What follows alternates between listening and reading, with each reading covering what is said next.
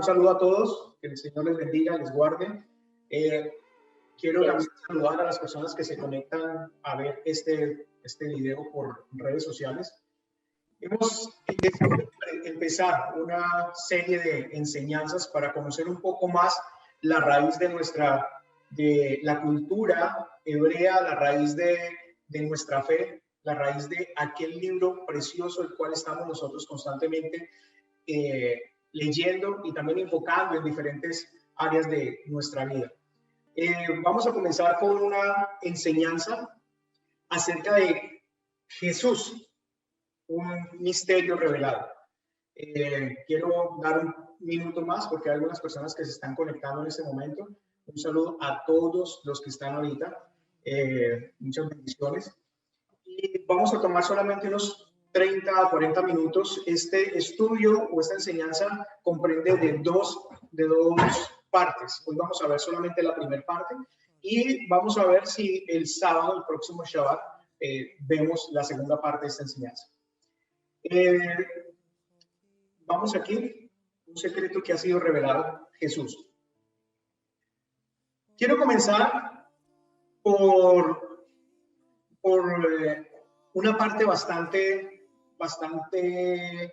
olvidada, incomprendida, pero que nos va a dar mucha luz de lo que realmente está pasando en nuestra era, en nuestra época. Primero vámonos ahorita a Levítico 20:10, vamos a estar hablando un poco de diferentes citas bíblicas. Ustedes se van a dar cuenta cómo nos sumergimos y vamos comenzando a ver el propósito del Salvador desde el principio.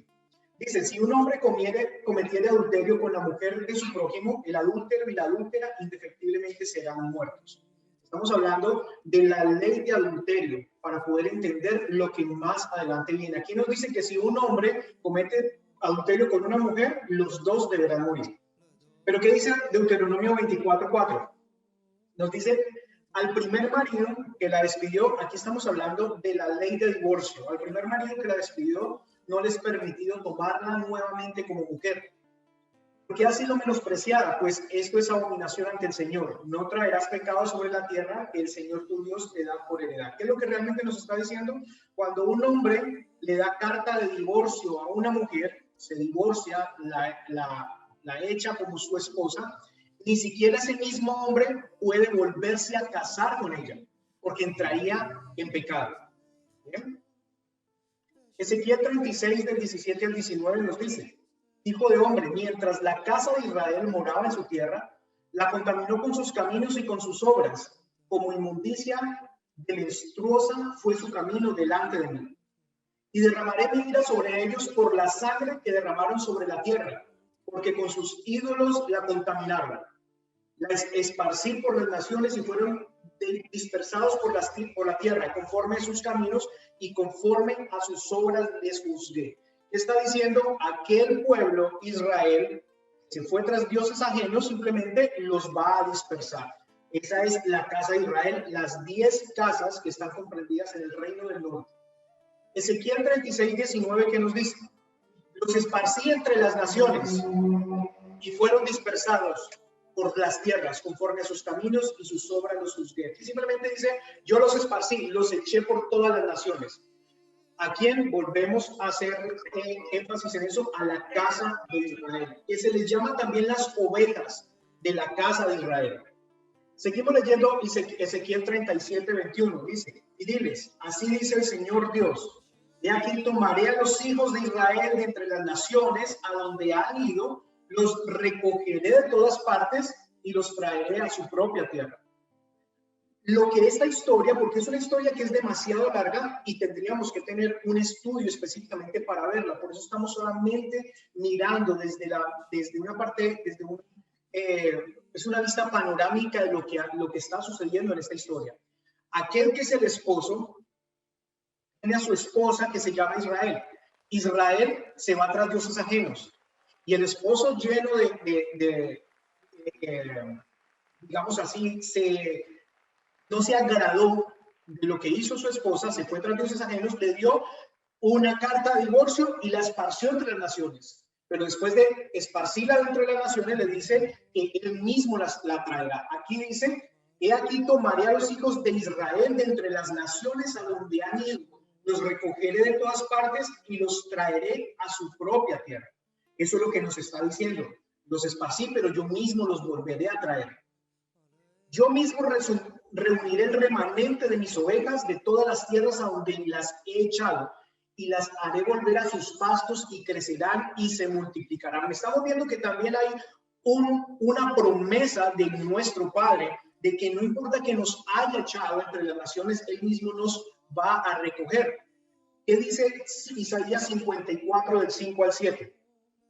Porque tu esposo es tu hacedor, Adonai de los ejércitos es su nombre, y tu Redentor es el Santo de Israel, que se llama Dios de toda la tierra. Porque como a mujer abandonada y afligida de espíritu, ha llamado Adonai, y como a esposa de la juventud que es repudiada, dice Dios, por un breve momento te abandoné, pero con gran compasión te recogeré. Estamos confirmando lo que está sucediendo. El marido se enoja con su esposa Israel, las 10 casas, las esparce, a las cuales les llama ovejas. Por eso son las ovejas perdidas de la casa de Israel. ¿No le dice esto algo con lo que Jesús dijo en cierto momento? No he sido sino enviado a las ovejas perdidas de la casa de Israel. Él no ha sido enviado por otro pueblo, solamente a las 10 casas que fueron esparcidas. Aquí dice, por un breve momento te abandoné, pero con gran compasión te recogeré. Por tanto, de aquí vienen días, declara el Señor, gran promesa para todos nosotros, cuando no dirán más, vive el Señor, que hizo subir a los hijos de Israel de la tierra de Egipto, sino vive el Señor, que hizo subir y trajo a los descendientes de la casa de Israel de la tierra del norte y de todas las tierras donde los había echado, y habitarán en su propio suelo. Increíble cómo el Señor está mostrando, eso es algo muy profético y precisamente para esta fiesta que se está celebrando, o que celebramos el 14 de Aviv, que fue Pesaj. En ese Pesaj ya no dirán, vive el Señor que hizo subir a los hijos de Israel de la tierra de Egipto. Ya no dirán eso, ya comenzarán a creer o a proclamar un pacto diferente. Y es de que Él sacó a Israel y los volvió a su redil. Es eso lo que seguiremos proclamando en esa gran fiesta de Pesaj que acabamos de celebrar hace algunos días. Vamos aquí. ¿Me ayudas aquí con pasar la diapositiva, por favor?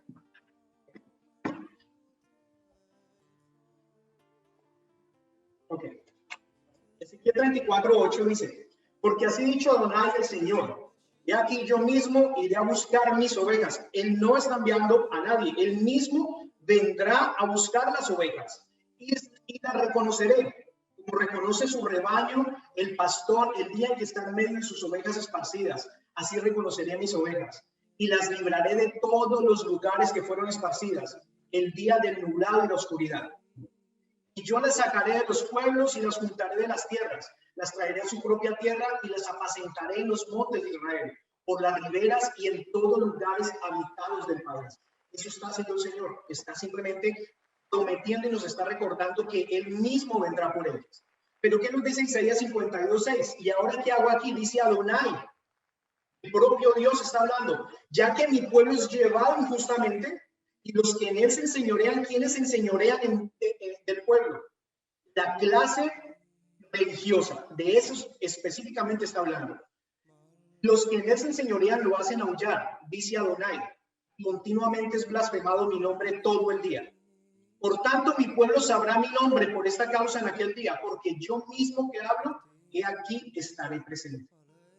La gran promesa de él es de que él mismo vendrá, porque su nombre ha sido blasfemado constantemente, ya que la clase opresora de ese momento, que era la religiosa, se desviaron de las leyes del Señor y hacían que su pueblo simplemente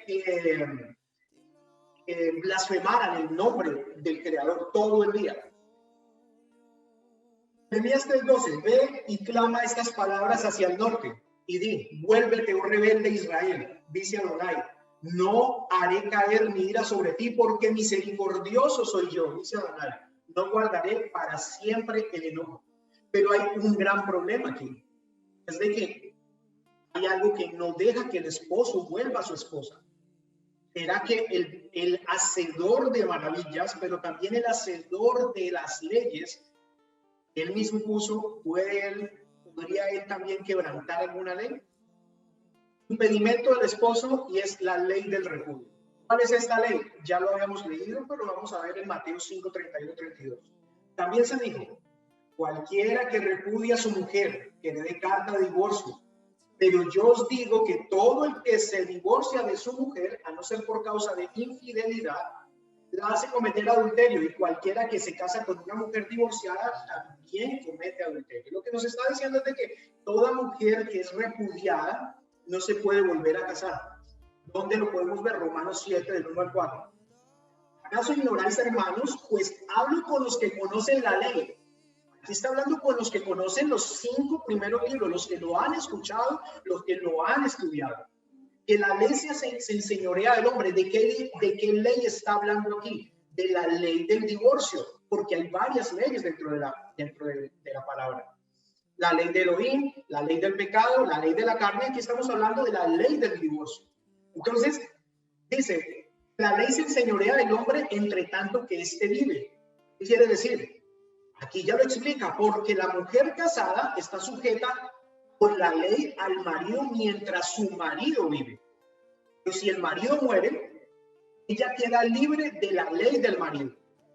Así que si en vida del marido se uniere a otro varón, si su marido original está con vida, pero ella se une a otro varón, será llamada adúltera. Pero si su marido muriere, es libre de esa ley. De tal manera que si se uniere a otro marido, no será adúltera, ya que su marido original se murió. Así también vosotros, hermanos míos, habéis muerto a la ley mediante el cuerpo de Cristo. ¿A cuál ley hemos muerto? A la ley del pecado que nos hacía partícipe por el adulterio de nuestros padres. A esa ley de adulterio nosotros también hemos muerto. Dice, para que seáis de otro. ¿De quién? El que resucitó de los muertos, a fin de que llevemos fruto para Dios. Simplemente nos está diciendo de que Jesús vino a morir para quitarnos a nosotros del pecado que nos acusaba, que es la ley. Él no vino por todos los pecados, aunque aprovechó para morir de una vez y para siempre por todos los pecados. Pero él vino por una simple, no simple, podríamos decir, un gran castigo que nos pesaba a nosotros por la ley del adulterio, porque él mismo nos rechazó. Él vino a morir por la ley de adulterio que nos pesaba. Aprovechó para que todos los pecados fuesen perdonados de una vez y para siempre. Mateo 5, 17 al 18 dice, no penséis que he venido a abrogar la ley o los profetas, no he venido para abrogar, sino para cumplir. Porque de cierto os digo que hasta que pase el cielo y la tierra, ni una jota ni una tilde pasará de la ley, hasta que todo se haya cumplido. Algunas personas erróneamente creen que la ley de Dios ya pasó, y no es así. El Señor lo que puso en esa cruz, en ese madero, que de hecho vamos a hablar más adelante de lo que es el madero, que es sacado de un árbol, pero lo que Él puso ahí es el edicto o aquellas maldiciones que habían sobre nosotros por ser transgresores de la ley. Acuérdense, y lo repito una y otra vez, de que la gracia, lo que hizo Jesús en este momento, que fue abrogar, no vino a abrogar, sino a cumplir la ley, lo está haciendo por gracia. ¿Y qué hizo Jesús? Ustedes ya saben qué es lo que hizo. El esposo muere para dejar a su esposa repudiada, libre de la ley que no le dejaba casarse de nuevo con él. Eso fue lo que hizo Jesús. Esto realmente es una gran historia de amor. Él nos está diciendo, yo te voy a dar como esposa mis mandamientos. Esos mandamientos son la forma en cómo quiero que tú te comportes. Pero su esposa se fue tras dioses ajenos y se olvidó de su esposo.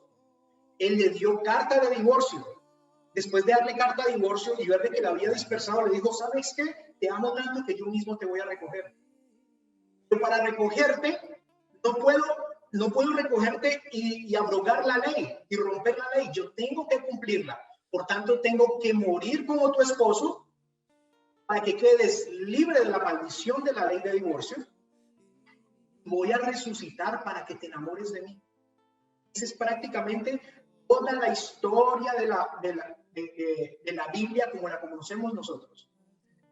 Llamado, o lo llaman comúnmente, Antiguo y Nuevo Testamento, ¿bien? Que es más bien el Tanaj, después estudiaremos de eso, y el Brit Hasha, que es el pacto renovado. Es un pacto renovado, no un nuevo pacto. Hechos 4:12, y en ningún otro hay salvación porque no hay otro nombre, tengan en cuenta el nombre, bajo el cielo dado a los hombres en el cual podamos ser salvos. Importantísimo, porque aquí ya comenzamos a ver de que antes Jesús, siendo el esposo, porque es que tiene que ser el esposo quien muera, no puede ser otra persona o un emisario o alguien a quien yo encomiendo que muera por mí, no, tiene que ser el esposo. Entonces Jesús muere para dejarnos libres, resucita para reenamorarnos, pero a donde queremos ir es a ese nombre revelado. Desde el principio se está revelando ese nombre y no lo hemos visto porque simplemente no nos hemos ido a la raíz, que es el hebreo. Ahorita vamos a ver eso. En ningún otro hay salvación porque no hay otro nombre. No hay otro nombre dado bajo el cielo, dado a los seres humanos en el cual podamos ser salvos. Ahora, lo importante es cuál fue el nombre que fue dado. ¿Cuál es ese nombre? Vamos a hablar un poquito de esto. Dice Mateo 1:21, y dará a luz un hijo y le pondrás por nombre Jesús, porque él salvará a su pueblo de sus pecados. ¿Cómo terminamos nosotros llamándolo Jesús? El nombre Jesús proviene de la forma griega de expresar su nombre, Jesús. Si bien tenemos una versión del nombre hebreo Gabriel, Gabriel realmente no se pronuncia de esa manera, tiene otra pronunciación. Parece que terminamos con una versión de la versión griega del nombre de nuestro Mesías. Ya ni siquiera suena cerca al hebreo. Lo hace aún menos reconocible para sus hermanos judíos. Pero cuando los judíos escuchan su nombre en hebreo, tengan en cuenta esto, los judíos escuchan Jesús o Jesus, ellos no hay ningún problema decir Jesus, pero cuando tú le hablas a un judío de Yeshua, se encienden las alarmas inmediatamente. A menudo se encienden las luces. Yeshua, el nombre de Yeshua fue conocido y usado en la historia judía. Puedes encontrar nombres llamados Yeshua en la lista de grupos que sirven en el templo. Está en Primera de Crónicas 24:11, Segunda de Crónicas 31:15 y Esdras 2, del 2, el capítulo 2, versículo 2, versículo 6 y versículo 36. Es una versión de Joshua y significa salvación. Eso tiene mucho más sentido para los oídos judíos. Cuando ellos escuchan la palabra Yeshua, ellos encienden las luces y vamos a ver cómo le dicen. Lamentablemente, durante muchos años entre los judíos de habla hebrea, Yeshua ha sido conocido como Yeshu. Es un acrónimo de una maldición. Esa maldición es Yimach Shemo Besikro. Significa que su nombre y memoria sean borrados. Eso es lo que significa para ellos Yeshu. Por eso no dicen Yeshua, solamente dicen Yeshu. Se ha infligido tanto sufrimiento y persecución al pueblo judío en el nombre de Yeshua, su mismo nombre se ha convertido en una piedra de tropiezo y una ofensa, y ahora a menudo se le considera uno de los enemigos del pueblo judío. Esta palabra Yeshu está formada por tres palabras hebreas, por tres letras hebreas. La Yod, que es la primera, la Shin y la Vav. Pero falta la última letra de su nombre. Ahora, acuérdense que en hebreo leemos de derecha a izquierda. ¿Bien?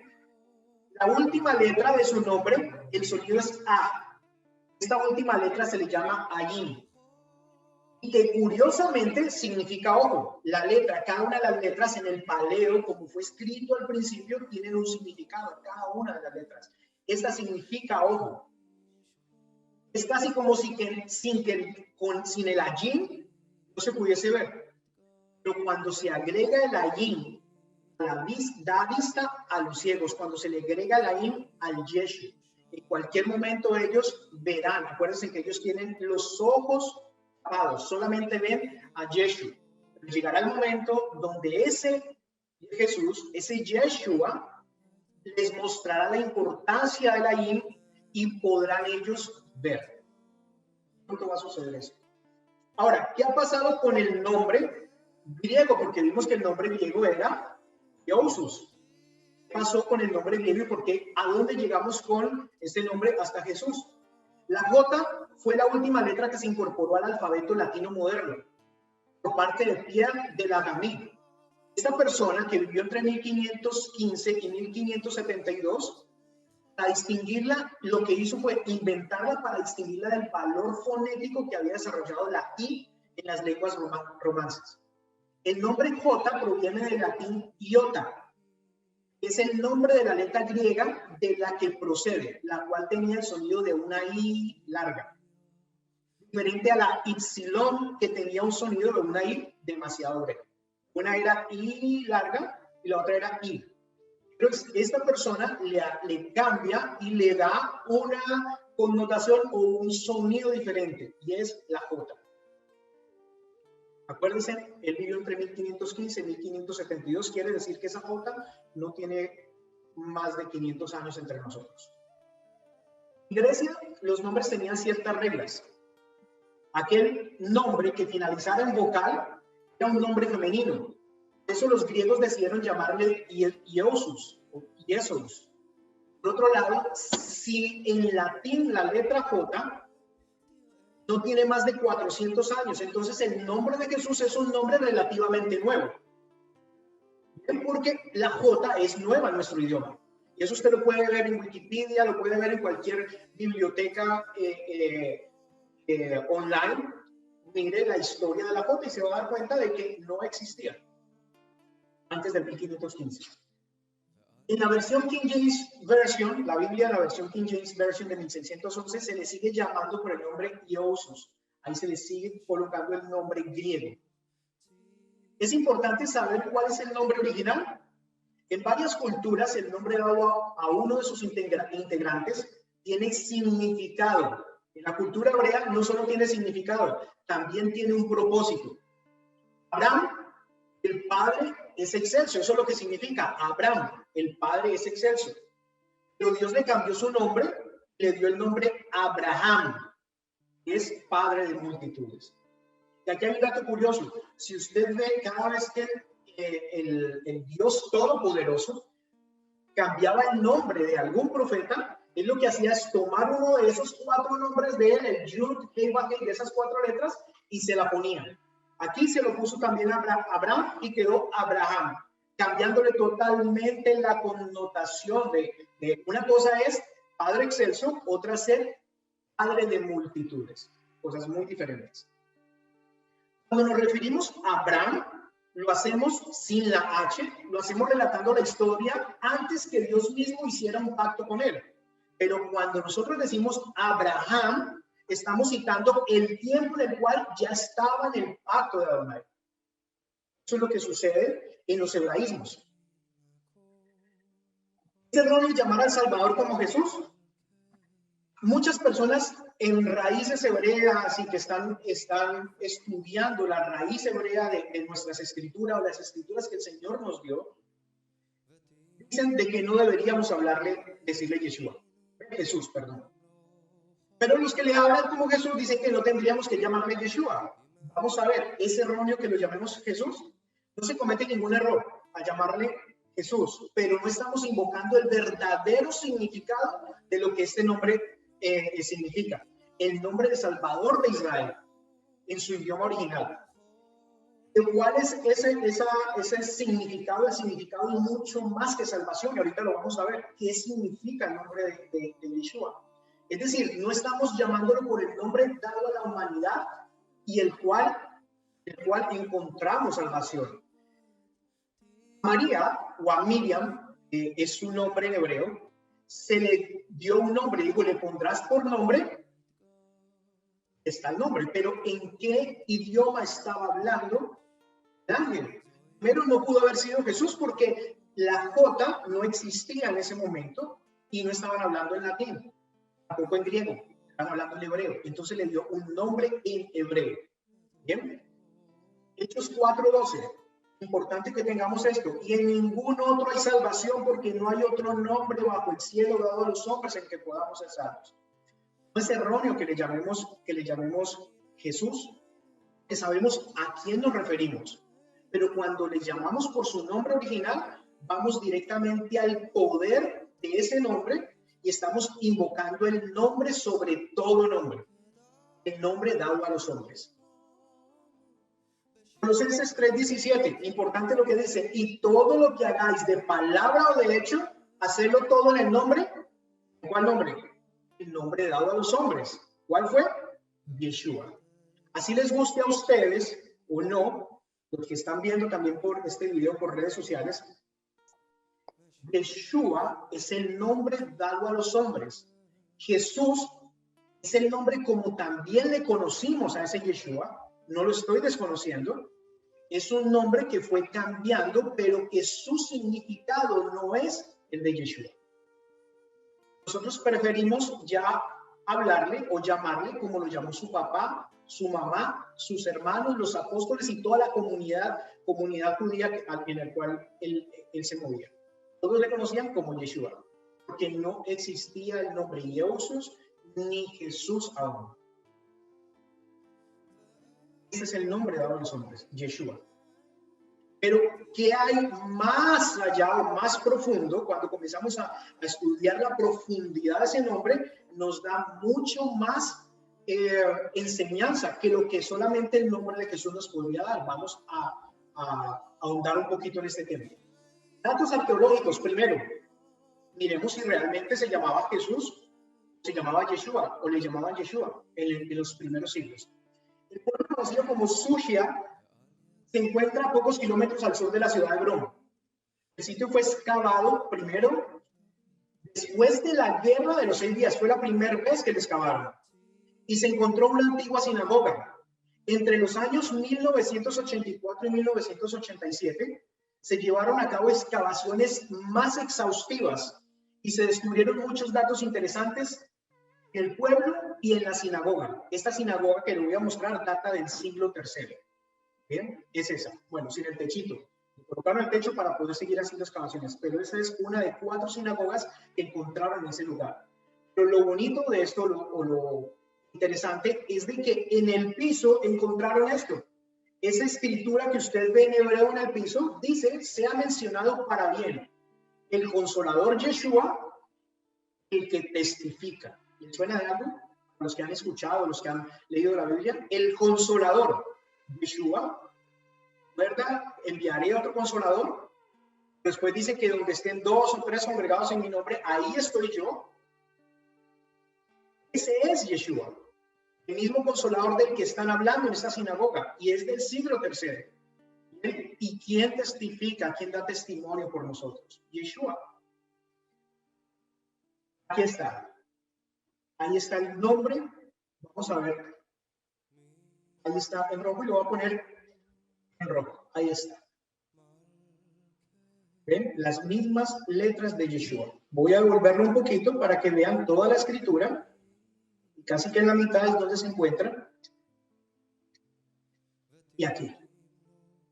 Una sinagoga del siglo III. No le llamaban Jesús, no le llamaban Jesús, porque Jesús, sabemos de que no existía en ese momento ese nombre. Le llamaban Yeshua. Isaías 11, del 1 al 2, que nos dice: saldrá una vara del tronco de Isaí, y un vástago retoñará de sus raíces, y reposará. Está hablando de Yeshua. Ahora, acuérdense, ese nombre, sabemos que así le llamó sus papás, le llamaron todos los que le conocían. Vamos a respetar ese y vamos a nombrar el nombre que es sobre todo nombre. El nombre que se le dio a la humanidad, Yeshua. Voy a seguir nombrándolo por Yeshua. Entonces, no se sienta mal si usted lo conoce como Jesús, ¿bien? Lo estamos nombrando por el nombre original. Aquí está hablando de Yeshua. Dice, ¿y reposará sobre quién? Sobre Yeshua. El espíritu de Adonai, el espíritu del Todopoderoso. El espíritu de sabiduría y de inteligencia. El espíritu de consejo y de poder. el espíritu de conocimiento y de temor a Adonai. Pero ¿cómo nos damos cuenta de que sobre esa persona, sobre ese ser, que tiene como nombre Yeshua, y el cual es el esposo que viene a morir por su esposa, pero además nos podemos ahondar un poco más para comprobar que él mismo es Elohim? ¿Cómo nos damos cuenta de que los 7 espíritus de Dios están sobre él? Vamos a verlo. Aquí está. Escribe al ángel de la iglesia en Sardis. Aquí estamos hablando de quién, de Yeshua, el que tiene los 7 espíritus de Dios. Dice esto. Entonces, no solamente estamos hablando aquí, reposará sobre ese Salvador el espíritu de Adonai, 7 espíritus, pero en Apocalipsis me dice de que él tiene los 7 espíritus de Dios. ¿Cuáles son esos 7 espíritus? Vamos a ver, en negro están los 7 espíritus, pero ¿se acuerdan de esta menorá? Se le llama así menorá, es uno de los candelabros que alumbraban el templo, era el candelabro que alumbraba el templo. El templo, el Mishkan, el templo no tenía ventanas. Si esta menorá no era prendida, simplemente no se veía absolutamente nada. ¿Bien? Aquí es donde va la importancia de que esos 7 brazos estén encendidos, pero no solamente en el templo. Nosotros somos templo del Ruach HaKodesh y del Espíritu Santo, y necesitamos que esos 7 espíritus también alumbren en nosotros, pero no alumbran si no aceptamos que su nombre es Yeshua. Ahorita vamos a ver por qué. Vamos a ver los 7 espíritus aquí. En la mitad, espíritu de Adonai, espíritu de sabiduría, espíritu de inteligencia, espíritu de consejo, espíritu de poder, espíritu de conocimiento y espíritu de temor a Adonai. Así me dice la palabra. ¿Perfecto? Ahí vemos el nombre. Así es como se escribe Yeshua. ¿Qué sucede cuando nosotros vemos cada palabra en hebreo? El pedacito de arriba, que parece una candelita, se le llama yod.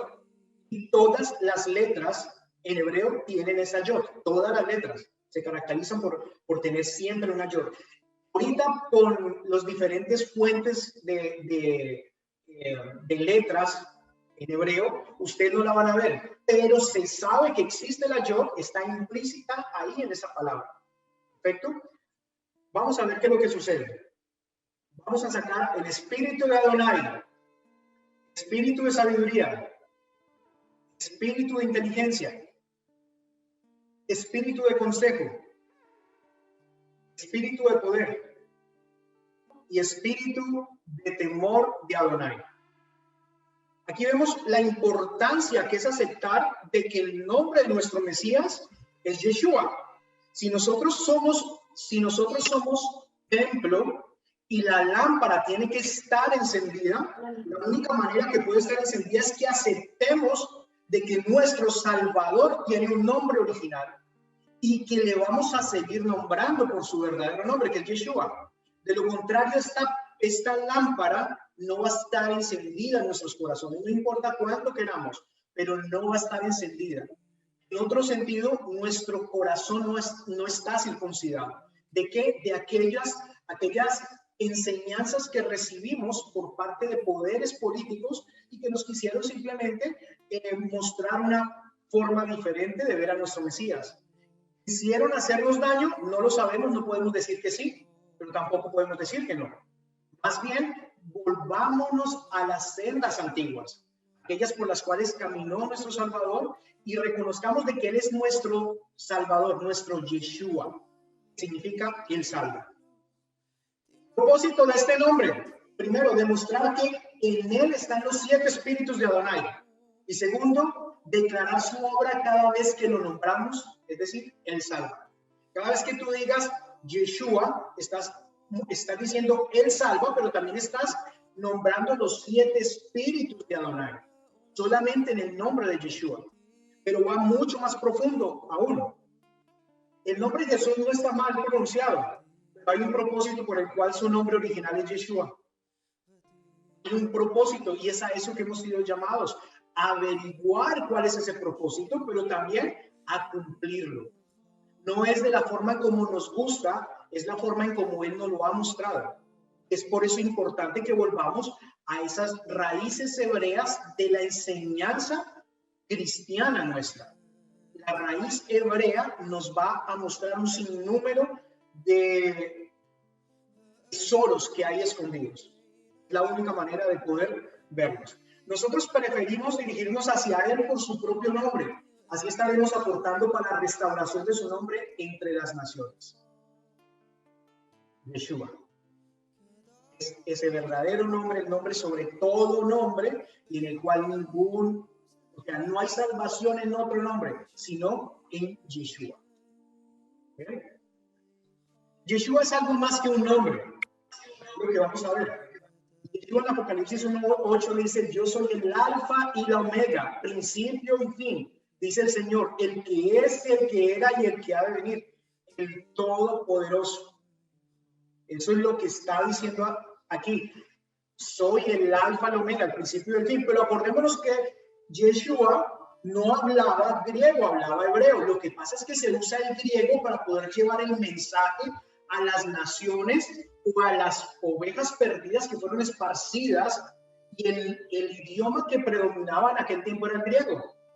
Entonces se llevaba el mensaje en griego, porque no todas las naciones hablaban hebreo, muy pocas realmente, los judíos.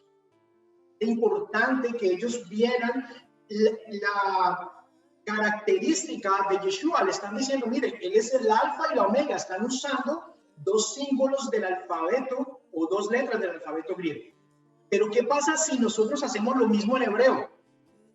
En aquel idioma que nuestro Mesías les habló a todos sus apóstoles. Pues vamos a ver esto.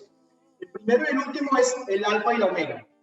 Bien, si tomamos estas letras griegas que representan lo primero y lo último del alfabeto griego, hagamos lo mismo con las letras hebreas y veamos qué sucede.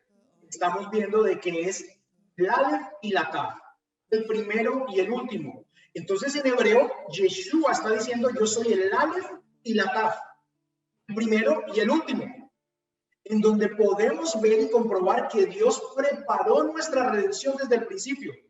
Además, ¿cómo podemos demostrar que Moisés escribió de Yeshua y que los profetas escribieron de Yeshua? ¿Se acuerdan donde él dice: antes que Abraham fuese yo soy? Y de mí escribieron Moisés y los profetas, dice Yeshua. Así dice. Entonces, ¿cómo podemos saber de que de él escribieron? Eso es lo que vamos a ver, pero no tenemos suficiente tiempo, por eso son dos enseñanzas. Hoy es la primera. Vamos a Juan 1:1. Aquí ya casi vamos a terminar. Bueno, faltan unos 15 minutos, pero importantísimo que tengan en cuenta esto. En el principio, dice Juan. En hebreo, ¿qué significa en el principio? Bereshit. Bereshit a nosotros nos lo enseñaron como Génesis. Aquí está diciendo en Génesis, en el principio, era el verbo, y el verbo era con Dios, y el verbo era Dios. Este era en el principio con Dios. Todas las cosas por él fueron hechas, y sin él nada de lo que ha sido fue hecho. Si nos vamos un poco más adelante, luego dice de que este verbo se hizo carne. Es decir, este Dios, porque dice en el principio era el verbo era con Dios y el verbo era Dios. Él se hizo carne, Dios se hizo carne. ¿Bien? Ahora, tomando esto como base para seguir adelante, tendríamos que ir al principio. Si queremos comprender de una manera más profunda, debemos regresar a ese libro que es Bereshit. Nombre hebreo del primer libro de la Biblia, que significa el principio. Aquí está en la parte de arriba en hebreo. ¿Cómo se ve? Bereshit significa Génesis, pero realmente su significado hebreo es en el principio. Juan nos está mostrando de que en el principio hay un secreto, pero tenemos que buscarlo. Tenemos que aprender un poco de estas raíces hebreas para descubrir el secreto. Ahora, yo sé que ustedes quieren escuchar ese secreto porque es profundo. El misterio revelado en Génesis 1:1. Aquí está. Acuérdense que estamos leyendo de derecha a izquierda. Y dice: Bereshit bara Elohim et hashamayim ve'et haaretz. Dice: en el principio Dios, y coloqué con 2 X, la parte negra, creó los cielos y la tierra. ¿Por qué creen que esa Aleph Tav está ahí? Vamos a ver qué es lo que sucede. Diría así, en el principio creó Dios Aleph Tav, los cielos y la tierra. Acuérdense que Aleph Tav es el primero y el último. Está diciendo, en el principio creó Dios el primero y el último, los cielos y la tierra. Ahora, si vamos y llevamos este Aleph Tav, que es el alfa y el omega, pero ese alfa y el omega dijo que era Yeshua, entonces Aleph Tav es Yeshua. Nos está diciendo aquí, en el principio creó Dios Yeshua, los cielos y la tierra. No que creó Dios a Yeshua. Yeshua, ¿ven? Que es Dios, creó los cielos y la tierra. Algunos dirán, no, le estás dando interpretación. Tal vez le esté dando interpretación, pero ¿basado en qué? En el secreto que hay en este versículo. Vamos más adelante. El rabino Akiva ben Yosef vivió entre el año 15 al 135 de nuestra era, quien fue responsable de codificar el Mishnah, enseñanzas orales rabínicas sobre el Tanaj. Estaba convencido que todas las escrituras eran esenciales y que nada era superfluo. Cada palabra, cada sílaba y trazo tenía importancia. Para una visión general de la vida de la teología del rabino Akiva, usted puede ver esa obra, porque está en la obra de Louis Finkelstein. ¿Bien? En esta obra está Saint and Market de 1990. Lo que el rabino Akiva decía. Es importantísimo que cada letra pequeñita se tenga en cuenta porque significa algo. ¿Qué pasa? Acuérdense que este vivió entre el 15 y el 135. ¿Qué quiere decir? Que tuvo que haber conocido a Yeshua. Pero ¿qué pasa con el rabino Nahum de Gamsú? Quien era mentor de Akiva. ¿Qué quiere decir? Que vivió desde antes y también posiblemente en los tiempos de Yeshua. Enseñó que el Aleph Tav, hablando del Aleph Tav, y esto está en enciclopedias, el Aleph Tav en las escrituras, aunque se usa a menudo como un puntero para señalar algo, un objeto directo, implicaba algo más grande que el objeto al que estaba vinculado. Estaba convencido de que cada instancia de Aleph Tav debía ser interpretada. Esto es lo que decía el rabino Nahum. Cada Aleph Tav tiene que ser interpretada por aparte, porque significa algo más. Esto llevó al rabino Nahum a una crisis teológica cuando trató de interpretar Deuteronomio 6:5, porque así dice en el original: amarás al Señor Aleph Tav, tu Dios. Está diciendo, amarás al Señor, y si lo llevamos a transcribir por el griego, el latín, el español, lo que nos dejó dicho, amarás al Señor Yeshua, tu Dios. Lo está diciendo la palabra, no lo estoy diciendo yo. El método de Nahum para interpretar a Aleph Tav lo llevó a concluir que este verso tenía una conclusión inaceptable. Es decir, que algún otro ser, pongan cuidado a lo que dice él, algún otro ser, además de Adonai, debe ser tenido. Sin embargo, digo, ¿quién podrá merecer la misma reverencia con Dios? Está aquí en este libro, aquí va por Finkelstein, página 90. Él dice, no es aceptable esta conclusión, que quién más puede tener si no solo él. Acuérdense que dice, yo soy Adonai, no hay dioses fuera de mí, no hay ningún Dios conmigo. Acuérdense de, escucha Israel, el Señor tu Elohim, el Señor es uno y único. El Señor es uno. Akiva fue incluso más lejos. Nahum, en su comprensión general de Aleph Tav, creyendo que el Aleph Tav es el signo secreto de Dios. Aquí está, David Purish, en octubre del 2001. En ese libro está. ¿Qué dice Akiva? Aleph Tav es el signo secreto del mismo Creador, del mismo Dios. ¿Quieres saber qué significa ese signo? Van a ver de que ustedes se van a quedar aterrados. Lo que ese Aleph Tav significa, y todo le va a comenzar a usted a hacer sentido con todo lo que ha aprendido hasta el momento. No es que hubiese otro ser con Dios, es que él tiene su propio signo de identificación. Él mismo dice que es el Aleph Tav. Él mismo dice que es el Salvador. Dice, yo mismo estaré presente. Él dice, yo soy el Aleph y la Tav, yo soy el Alfa y la Omega. No hay otro diferente a él. ¿Recuerdan esto? los 7 espíritus del escogido. Aquí seguimos ahondando en esos 7 espíritus. ¿Por qué? Porque tenemos que ir para eso a Bereshit. Bereshit, acuérdense que tenemos 7 palabras. Nos vamos a volver un poquito aquí. Ustedes pueden contar. Bereshit, una palabra. Bara, 2. Elohim, 3. Ed, 4.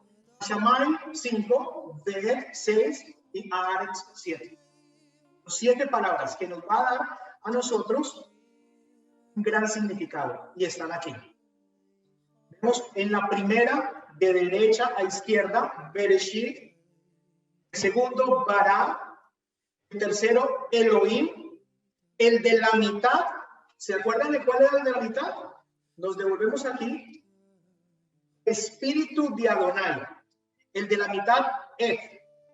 El Aleph Tav es el espíritu de Adonai. Sigue, Hashamay Ved Aretz. Aquí estamos viendo, en el principio creó Dios Aleph Tav, los cielos y la tierra. El Aleph Tav precisamente en el medio, tipificando el espíritu de Adonai. Digamos, ahí está, en el centro, espíritu de Adonai. ¿Y quién dice que es espíritu de Adonai? El mismo Yeshua. Codifiquemos Génesis 1:1. ¿Qué tesoros podremos encontrar en la primera palabra, en el principio, esa palabra del primer versículo? Solo en esa palabra, ahí está, Bereshit. Aquí ya comenzamos a terminar esta enseñanza, la primera parte. Bereshit, en la primera palabra hay un tesoro sin igual. Dice que cada una de las palabras de Génesis 1:1 representan 1000 años, los cuales determinan la edad que la humanidad vivirá así como la conocemos. Hemos sabido, son 7000 años que va a vivir la humanidad. Según el calendario hebreo, estamos en el 5982. Creo que estamos en este día. 5982. La humanidad vivirá 7000 años, como la conocemos. Aquí vamos a ver 1000 años en la primera palabra, 1000 años en la segunda, 1000 años en la tercera, cuarta, quinta, sexta, 7000 años. 1000 años por cada brazo de la menorá. ¿Bien? Esto es lo que se ha dicho y tiene mucho sentido. Si hace sentido a usted, a mí me hace mucho sentido. Que tenga que ver en el primer versículo está el secreto de la vida de la humanidad. Pero hay un secreto más grande en Bereshit y lo estamos decodificando. Primero, en el principio, las 2 primeras letras de esa palabra en el principio, acuérdense en Juan 1:1. En el principio, ¿se acuerdan? Era el verbo, y el verbo era con Dios, y el verbo era Dios. Aquí vamos a ver qué pasa en esa primer palabra que es en el principio de Génesis 1:1. Las primeras 2 letras significan hijo en hebreo. La tercera letra, que es la Aleph, tipifica a Dios. La primera letra del alefato hebreo es Dios. Estas otras 3 letras, las que están en negro, significan espinas. Estas letras, la primera, las que están en negro, ustedes ven ahí las que están en la mitad, significa cabeza. Solamente en la primera palabra, en el principio. Vamos a la siguiente. Estas palabras significan árbol. ¿Se acuerdan? ¿Les hace sentido el árbol? De donde se saca el madero. ¿Madero para qué? Digamos, para un regalo. Significa estas 2 letras. Esa palabra significa regalo. Terminamos con esta. La Tav, en el paleo hebreo, significa pacto. Si vamos a poder leer el primer versículo, pero vamos a sacarle a la primera palabra un significado correcto con lo que apenas hemos visto hasta ahora, nos daría esto. Se presentará como hijo quien es Dios y tendrá espinas sobre su cabeza y en un madero se entregará como regalo, como pacto. Ahí están todos los significados. Hijo, Dios, espinas, cabeza, árbol, regalo y pacto.